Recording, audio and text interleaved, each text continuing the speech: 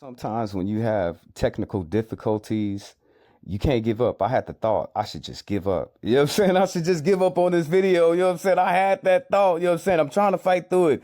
I'm trying to work through it. I'm trying to fight through it. But when you get set back and you get stopped and you start having all these technical difficulties, it makes you want to give up.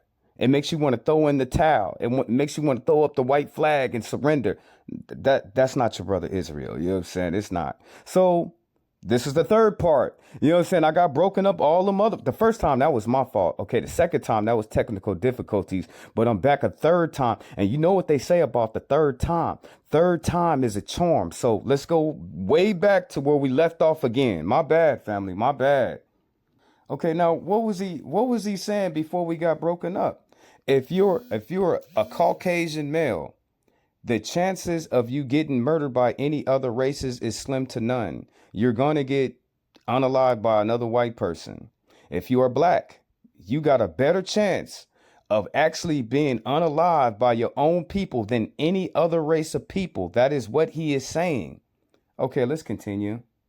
Like 85% are intraracial. So when the perpetrator and the victim's races are known, they tend to be the same. Violent crimes of incidents by victim and offender race, you'll see that for white people, black people, Hispanic people, the majority are committed by the same race.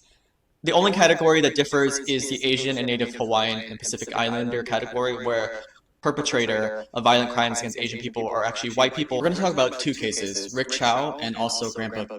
You heard what he said. He said the most perpetrators of Asian people are white people. He didn't say it was, what was the whole thing, the whole campaign during the pandemic that they was filling the news talking about black people was out here hurting Asian people. But then the only thing that I seen on the news was Anglo-Saxon males harassing and doing things to Asian people. That's all I seen. First, they tried to put it on us. They gonna sit up here and say, "Oh, during the pandemic, black people is attacking Asian people." But anytime I look at my local news, anytime I see the local and state news, I see a Anglo-Saxon attacking Asian people, and he just said it by his own admission. He said, "Anytime." Let's go back. I know I ain't tripping. Case, I need to share one quick statistic. And when we talk about violent and homicide crimes in America, a majority, overwhelming majority, some people say it's like 85%, are intraracial. So when the perpetrator and the victim's races are known, they tend to be the same. Violent crimes of incidents by victim and offender race, you'll see that for white people, black people, Hispanic people, the majority are committed by the same race.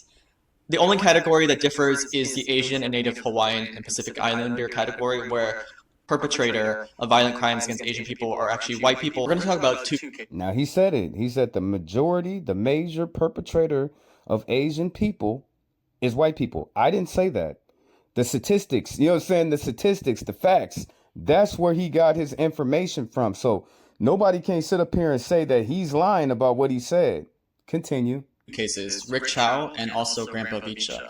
The similarities are that they both happened years ago. Grandpa Vicha happened back in 2021. Rick Chow's case happened in 2023, but just now were the verdicts released this year and or the court proceedings happening. And the difference is that in one, Grandpa Vicha was the victim was Asian, the perpetrator was black, and then the other, Rick Chow is the perpetrator and the victim is black. This is not Rick Chow's first incident where he shot some of his patrons. He shot at a moving car and he also shot someone in the leg over alleged stealing. And that's why I don't think he should ever have a gun. You know what I'm saying? Just like he said, he shot two patrons in the store. He shot a moving car. What if the brother steal some oven cleaner and he shot the sister in the leg for like a bag of chips or something? And in this case, there was no water bottles that were stolen. Cypress didn't steal anything.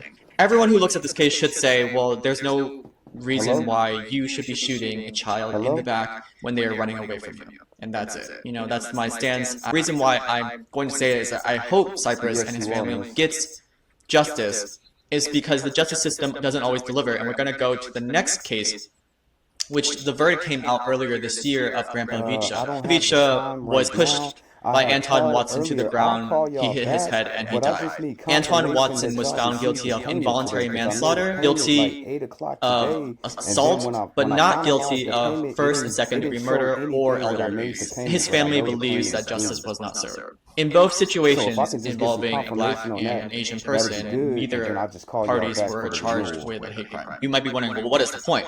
The point is, and I'm just going to read something really quickly, how media coverage can distort perceived prevalence of interracial violence. High-profile incidences, particularly those framed as racially motivated, can create the impression that interracial attacks are common despite statistical rarity.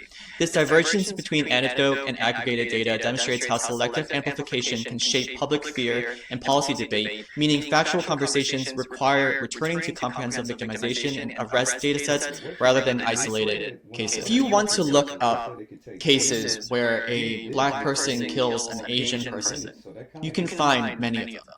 If you want to look up a case of an Asian person killing a Black person, you can also find many of them. Do they represent what the bigger picture is? No. People then go on to make broad statements of the entire race. You know, we see that happen all the time. We see statements where people say, well, Black people are inherently violent. And now we see people saying, well, Asian people are inherently violent, even though statistics do not prove either statement, because the biggest perpetrator of violence in America are white men. When you make broad statements to frame an entire race as inherently violent, or culturally violent, you're just engaging in white supremacist essentialist takes that say, well, you guys are born this way. This is your culture. You're just violent. To end the video on a positive note, I wanted to read from the GoFundMe from 3 years ago by a Taiwanese Chinese American woman. She wrote, "My heart." Oh, did I miss anything? I'm sorry. I had to take that call. You know what I'm saying? I got so much going on this morning time. You know what I'm saying? I'm trying, y'all. Did I miss anything? Do we got to go all the way back? Nah, I hope you heard what he said. You know what I'm saying? I hope you heard every single thing that he said. I'm not even going to go back. I'm not. I want to finish this video. You know what I'm saying? I want to finish it. Family, I want to encourage all Asians to help to support Black Lives Matter and to send messages of support. This is not a difficult decision. I refuse to protect a child murderer just because. That's all we asking. You know what I'm saying? We asking y'all to stand with us. You know what I'm saying? We asking y'all to denounce that behavior. I will denounce any Black person that commit a crime. I will denounce any Black person that commits a murder. You know what I'm saying? I'll denounce any and rebuke and put a judgment on anybody that is sitting up here doing crimes and doing murder and giving in to criminality. So we as a people, that's what we're asking. You know what I'm saying? Denounce this man, rebuke this man, show us that y'all not like that. But let's get more into this. Because he's the same race as me. Rick Chow is a criminal that needs to go to jail immediately. He needs to apologize. If Rick Chow felt afraid or uncomfortable, he should have moved his business elsewhere long ago. Should pick another job. You know what I'm saying? If just like he said, if you feel uncomfortable being around Black people, then maybe you need to get your ass out the hood. Maybe you need to get out the ghetto. Maybe you don't need to deal with any Black people if you feel that inside. But I'm stopped. Go ahead. I would like all Asian businesses that don't respect Black lives to move away and work somewhere else. How Asians respond to this reflect. You heard what he said? He would like all Asian people that don't respect Black people to stop taking our dollars. You know what I'm saying? Taking our money, going into our communities. On us as a group. I hope this contribution goes directly to Cyrus's family. I am so sorry for your loss. And that is a sentiment I carry. Asian and Black communities do have historic tension, but we also do have historic alliance. Man, thank you, my brother. Let's get some more people up here. You know what I'm saying? Now, I'm not up here doing any damage control. I'm not doing this video for damage control. I'm not doing this video for popularity. I'm doing this video for information, to probe and to get more information from the Asian community of what they think and how they feel. So this is not damage control. I'm not biased in any of this. You know what I'm saying? I stand with my people. First it goes my God, then it goes my people, then it goes to my country. That's how I think as a Black man. I put my God first. Then I put my people, my community, Black people. Then I put the rest of everybody, which is my country. So I'm not standing up here doing no damage control. I'm trying to get information out of this to see where they stand as a collective of people. So let's go all the way back. Guilty verdict was handed down in the murder trial of Rick Chow, who was accused of murdering a 14-year-old Black American child named Cyrus CarMax Belton. I'm going to pause right here to say that this is an incredibly emotionally charged situation. The Black American community is understandably grieving and very, very angry. I'm not going to go through all the facts of the case or my legal thoughts on the facts of those cases or how it all turned out. I want to talk about two legal issues that might help to shed some light on how this verdict came to be. There are a lot of things that went wrong in this trial, but one thing I wanted to highlight was the fact that there were no lesser included offenses. Most murder trials, the prosecution is going to include charges for lesser included offenses. So what is she saying? When they was at the trial, when he was shooting at that car, when them people in that car, when the brother was in the car trying to get away, that wasn't brought up in court. You know what I'm saying? When he shot that sister in the store over a bag of chips and a soda, that wasn't brought up in the trial. That's why they're called included, because they're rolled up into the main charge. Prosecutor decided for some unknown reason that he was not going to include a cause for, say, manslaughter. The defendant asserted a self-defense. That's what I would have had thought. You can't get a attempted. Okay, you didn't get him for murder. You couldn't get him for attempted murder. You can't get him for no other type of charges. It's all different types of charges, you know what I'm saying, that a person can get, you know what I'm saying, besides from murder. I think it's like 4 or 5 other different charges that a person, y'all know what they are. So I was thinking, just like she said, manslaughter. You couldn't even get the man for manslaughter? Theory, and self-defense is a complete defense to murder. So if the defendant is able to insert some doubt that maybe what he did was in some way related to self-defense, then it is a complete defense to murder. Not only that, in South Carolina, the prosecution was required to prove malice beyond a reasonable doubt. A recent South Carolina case law, malice becomes very, very difficult to prove when there is an assertion of self-defense. We already have the high bar of beyond a reasonable doubt, which applies in all criminal matters. But in South Carolina, because of the recent case law, you have an atypically higher bar to show malice in the commission of that murder. Now, these things would not have been as difficult to prove if, for example, manslaughter were on the table. But the jury was not allowed to consider manslaughter as an option. It's clear that the jury really struggled with this because they went back to the judge 3 times to ask for a clarification on malice. All it takes is one holdout to say, I don't believe that the prosecution has proved beyond a reasonable doubt that there was malice here. And then there's no unanimous decision. Defendant claimed that he believed that this 14-year-old child had a gun pointed at his 20-year-old son, and as a result, he had no choice but to pull out his weapon and shoot him, even as the child was running away from him. There were 4 separate eyewitnesses that said that they did not see the child brandishing a gun. They found a gun, but it looked like it had been dropped. So look, I'm looking at it right now. It's first-degree murder. Okay, it's felony murder. Okay, it's capital murder. Okay, it's second-degree murder. Okay, it's voluntary manslaughter. And it's involuntary. I told you it was like 5 of them. It's involuntary manslaughter, voluntary manslaughter, second-degree murder, capital murder, and felony murder. And no, it's 6 of them. It's first-degree murder, felony murder, capital murder, second-degree murder, voluntary murder, and involuntary murder. 1, 2, 3, 4, 5, 6. So it's 6 different categories of murder. And they couldn't get him for felony murder. Okay, he wasn't a felon. He couldn't get him for capital murder. They couldn't even get him for second-degree murder, voluntary manslaughter. They couldn't get him for voluntary manslaughter. They couldn't get him for involuntary manslaughter, reckless homicide, criminal neglect homicide. They couldn't get him for none of those things. That constitutes self-defense.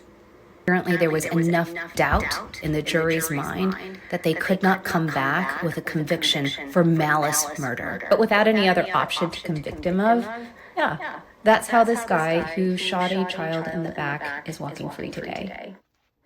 So she's not standing with the Rick child. She's not. She's not standing. She's standing with the black community. But like she said, you know what I'm saying? You mean to tell me out of all, look at all of these. You got first degree murder. You got felony murder. You got capital murder. You got second degree murder. You got voluntary manslaughter, involuntary manslaughter, reckless homicide, and criminal neglect homicide. You mean to tell me out of all them different classifications, they couldn't get Ricky Chow for not one of them? But that's all right, because just because you go to court one time don't mean that they can't bring you right back. We got 7 more years to see if they gonna bring him back up on these charges. He got 7 more years, you know what I'm saying, to see if he beat it. If he beat the 7 years and he make it past those 7 years and they don't bring him back up on charges, then he'll walk free. But I understand that it's a criminal investigation and he still got to go to court for the family. He still got to do that. But let's bring some more people up in here. 14-year-old kids have guns all the time. And they have witnesses literally with their hands on the Bible looking at you, talking about, guns are prevalent, it's not that big of a deal. That was the testimony. I didn't make that up. That was the testimony that they submitted. Do I think they believe any part of that? Not a line of that.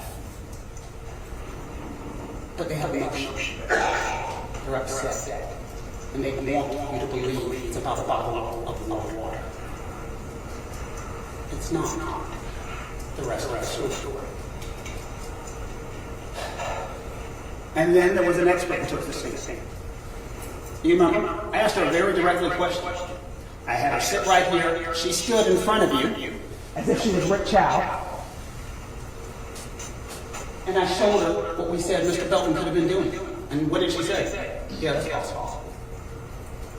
The rest of the story. She described the bullet path. Back to front, right to left, slightly upward. The rest of the story. We got to avoid all of that because that changes our narrative. So now we go into what they did present. And let's talk about the part of the case that we're all wondering about, the thing that everybody there, and if it's in your gut, it should be in everybody's gut. And they spent their entire case. The case was a day and a half, and most of it they spent it on one part. They shouldn't have done it. They shouldn't have done it. They shouldn't have done it. Remember one of the witnesses, the investigator, got on the stand, and I had to ask him a question. Is there anything illegal about that? No, sir. But that's what they're talking about. Well, common sense. We don't want to do it. But it's not illegal. That's an important distinction to know. This is a store. The testimony was they owned it for over 10 years. Margins are small. You see the wall of shame. People have shopped. People have stolen. Chased them. I've been stolen from. I chased the people of Georgia flat out. It's their property. They're emotional about it. And that's why he ran after it. The question isn't, do you think it's right? The question is it legal? And then you go to the second part of it's illegal. If it was illegal, don't you remember Andy Chow sat up there on the stand? And Mr. Scott got right in his face, and he was yelling at him, and he was going angry with him, and he was saying everything to him. But the one thing he didn't say to him is, and you have been charged with following this young man out of the store. And you are criminally liable for following this young man out of the store. Because he's not. He's not liable. He's not criminally liable. He has not been charged. And he did not do anything wrong. But when you Monday morning quarterback and come back and look at the situation and say, well, why? You know what? They could have done this. They could have done this. They could have done this. Because that's what the state's case is. Think about it. How many times did you hear throughout the course of this trial the great state of South Carolina say the following sentence? They could have done this. They could have done this. They could have done this. They could have done this. They don't have evidence. Okay, let's get some more Asian community back in here. The whole thing for you comment. The child case in South Carolina, verdict has come out not guilty. We see here how it is situated. Good person of color versus bad person of color. Mr. Chow, as a helpless, passive Chinese man, this 14-year-old got adultified, while also centering anti-blackness. Anti-blackness is foundational to this country. I am very sympathetic to the way Chinese people experience vitriol of a whole bunch of teen child slurs and things like that. Asians, young black boys and girls, America does not let them be children. forces them to justify that they're human beings. What happens when you're a 14-year-old child and your whole life you've been told that you pose a threat? We gotta have that empathy. I know it's hard. This tragedy that happened was very real. Illustration of the model minority man. We're seeing how it does a disservice to both the Chinese community and the black community. To the black community, a lot of things that we know about the Chinese people, we project onto their bodies. It comes from the way that white people have taught us to think about them. I know that we can look at folks around us like they're our neighbors, not like they're threats. That narrative only benefits one group of people. It's not us, not them. My only challenge to us, do you see Chinese people through your eyes, through the eyes of white people? How do you understand power? To be honest with you, brother, I see everybody through the lenses of how I should look at them. I treat people the way that I want to be treated. You know what I'm saying? I believe in the process and the purpose of live and let live. I believe in that. You know what I'm saying? You don't bother me, I don't bother you. I believe in the golden rule, you know what I'm saying, of life. Everybody should look at that. So my beliefs, as far as in my spirituality, I'm supposed to be good to my neighbor. I'm supposed to honor my neighbor. I'm supposed to show people love and honor and respect. But when you're not getting that, what do? I leave people alone. You know what I'm saying? I leave if I come and there's no reciprocation, I go up into your store and I feel like you treat me like a thief. I ain't even stole nothing yet. You know what I'm saying? I ain't even stole nothing. I didn't come in the store with the intention to steal anything. And you treat me like a thief, you will not get any of my business anymore. And I don't care what color you are. You know what I'm saying? I don't care what color you. I can go into a brother and a sister store and they treat me like I'm a damn thief. They ain't got to worry about me spending none of my money up in that store no more. If I go into a restaurant and the service is horrible, they don't have to worry about me spending any of my money anymore. If I buy a product or a service and it had low quality, it didn't come up to par, they don't have to worry about me spending my hard-earned money anymore. But continue. I treat people the way I want it. I believe in the golden rule. I treat people the way that I want to be treated. That's how I live my life. I believe in live and let live, be at peace and let others be at peace. I believe in to be a good Samaritan, you know what I'm saying? Because all the things that we do, good or evil, will come back and revisit us and it'll have a payment. So the more good I do, I want to be overtaken with good. You know what I'm saying? I want to be overtaken with good. I believe in the golden rule, but I will be damned. Absolutely damned if I spend my money with people who treat me a certain type of way. They will not receive any of my funds. Go ahead and continue. And how that's power dictated the relationship between the Black American and Chinese Americans. Really benefits when that power is dictated on us. This video is about how we move forward, but also the knowledge of the things that's got in the way of that solidarity. My last word is this. We have to hit the elephant in the room. There's an inherent skepticism the Black community has from the affirmative action to this right here. This we have to really sit with why and how before. No, we don't. You know what I'm saying? No, we don't. Because anytime that we are attacked, anytime they try to take something for us, it ends up hurting them 10 times worse. So no, we're not even tripping because if you try to take my pie, they gonna take your cake. If you try to take my bike, you not gonna have no motorcycle. If you get me kicked out my condo, you're not gonna have a house. So we're not tripping. Get it right. You know what I'm saying? We're not even tripping. Whatever you take from us is only going to come back to bite you off in your ass. That goes for everybody. You know what I'm saying? That goes for everybody who lives here in America. But continue. Conscious, I'll add that affirmative action case. It was hand-picked individual students who were selected by a white conservative activist who've been trying to dismantle affirmative action for decades. Asians, don't become pawns to someone else's agenda just because you feel aggrieved, just because you're thinking about all the times that an individual has hurt you and they're part of this group. If we get drawn into that, that's what lets them manipulate us, use us, and in the end, when you get used, don't help you out. Education is elevation. In the year 2023, does a bottle of water cost at 7441 Park Lane Road in Richland County at the Shell gas station operated by the Chow family? How much does one bottle of water cost? I'm not sure. Okay, 98 cents sound about right? Yes, Let's sir. just round it up to $1. $1 sound right? Yes, sir.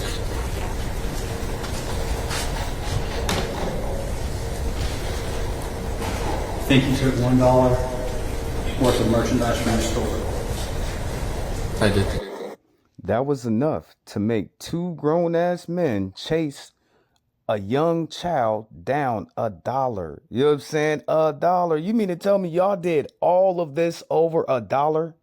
You know what I'm saying? All this controversy, the loss of life, all over $1?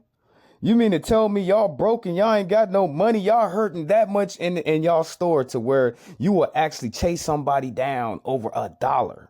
You know what I'm saying? I thought people that own businesses were smart. I thought when you had damaged products that you could just send it back to the people. You know what I'm saying? Whatever, when they give y'all damaged products, y'all send it right back and y'all get y'all money. Even insurances off of theft in the store. So you got insurances for theft in your store. You'd be like, no, Jehosa, no, they don't. Yes, they do. If they can send back products that came and the product was all messed up, they still can, in some shape or form, they can get insurance policies on the theft of their store. Yes, sir. And you were certain of it. $1, family. I believe he had $1. taken it, yes, sir. You strongly believed enough that you left your counter, left the cash register, and ran out there, correct? Yes, sir. But you were wrong. $1.